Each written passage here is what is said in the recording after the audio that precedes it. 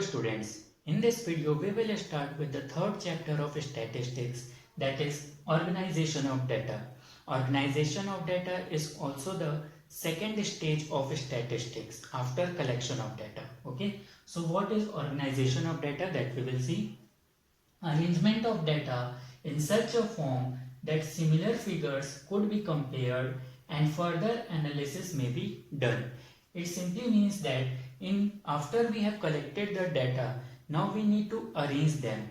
Okay, so we will arrange the data in such a form that the data could be compared with each other, and we can further make a study on it, or we can further analyze it. Okay, so this arrangement is known as organization of data.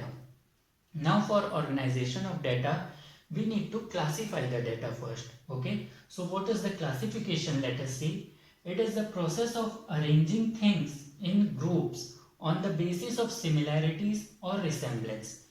Okay, so in classification, we simply arrange the data or classify the data on the basis of their similarities. Means all those data which will be similar in nature, that we will put in one group. Okay, so we will divide it group wise, and all the data with similar characteristics will be together. So this process of arranging the data is known as classification. Now there are four methods to classify the data, or four bases of classification that we will see. First one is geographical, second is chronological, then qualitative, and fourth is quantitative. So let's first see what is geographical. Geographical simply means that in this the data is classified on the basis of its location. Okay, so when we classify the data on the basis of its location, it will be geographical classification. Let's see an example. Here we have written place, Chhattisgarh, Madhya Pradesh, Uttar Pradesh, and number of firms present there. Okay, so Chhattisgarh has 20 number of firms, MP has 40, and UP has 50. Here we have classified the number of firms on the basis of its places or states. So we can easily compare the data now, that which state is having more firms and which is having less. So this was geographical. Second one is chronological. It is done, this basis of classification is on the basis of time. Okay, let's understand with example. Here we have taken year and sales, 2017, 18, 19, and their sales. So here we are comparing the data on the basis of time. Okay, easily the data is comparable here, that which year we are having more sales and which year we are having less sales. So this type of classification on the basis of time is known as chronological classification. Third one is qualitative. Qualitative means on the basis of qualities of a person or from where we are collecting data. It is also divided into two parts, simple and manifold. Simple follows the concept of dichotomy. Dichotomy means whether the quality will be present or it will not be. Okay, whether a person will be educated or uneducated, whether he will be employed or unemployed, whether he will be healthy or unhealthy. So only it will be present or not.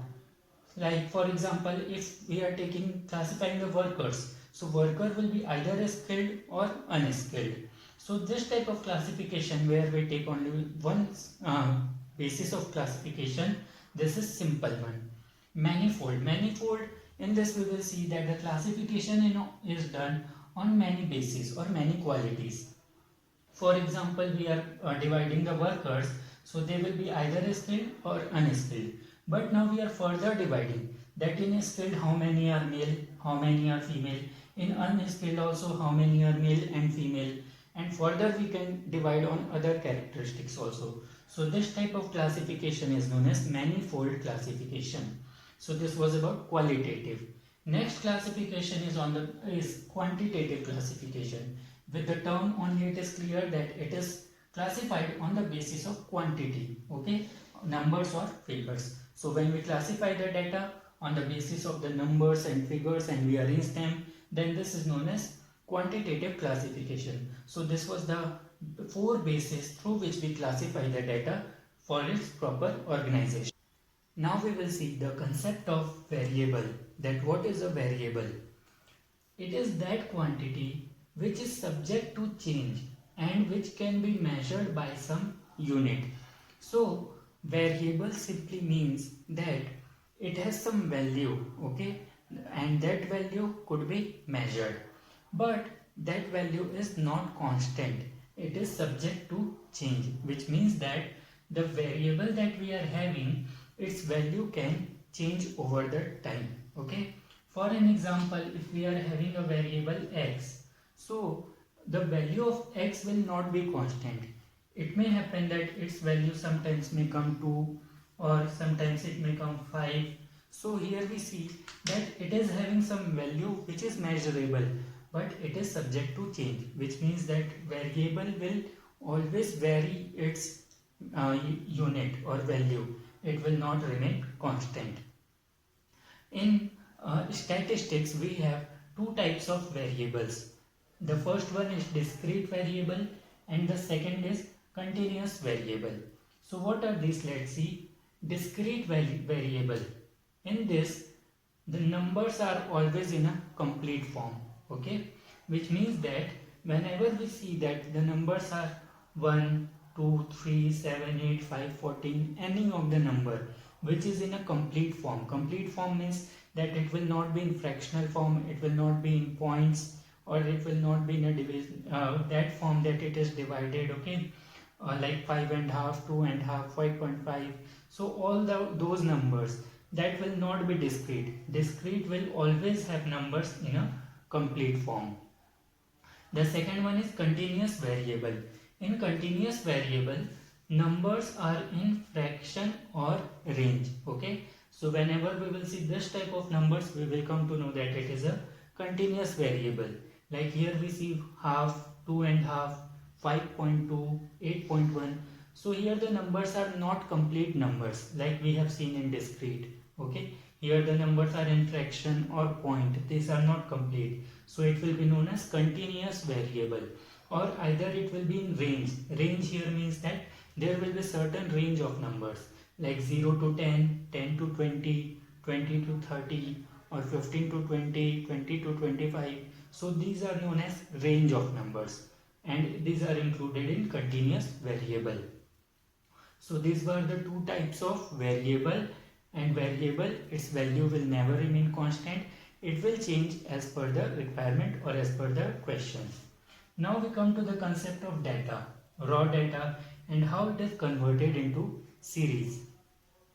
So any data that we collect, okay, that is not arranged till now, that is in its initial form, like any numbers 4, 6, 3, 2, 7, 4. So it is a raw data. We have not touched it till now, we have not arranged it, nothing is done. So this type of data that we have just received and we have not done any study work in it, so that will be known as raw data. Now how raw data is converted to series? Whenever we arrange our raw data in any of the systematic manner, then this data is known as series. Suppose if we are arranging these numbers in ascending form, okay, we have written 2, 3, 4, 4, 6, 7. We have arranged this raw data in ascending form. So now this will be known as series. Or if we are arranging in descending order, then also it will be known as series. We suppose these are the marks of students, so we can arrange it roll number wise also. Roll number 1, 2, 3, 4 if they have received such marks. So then also it will be called as series. So whenever we are having raw data and we arrange them in any of the systematic manner, then it is known as series. Now what are the types of series? That we will see in next video. Thank you students.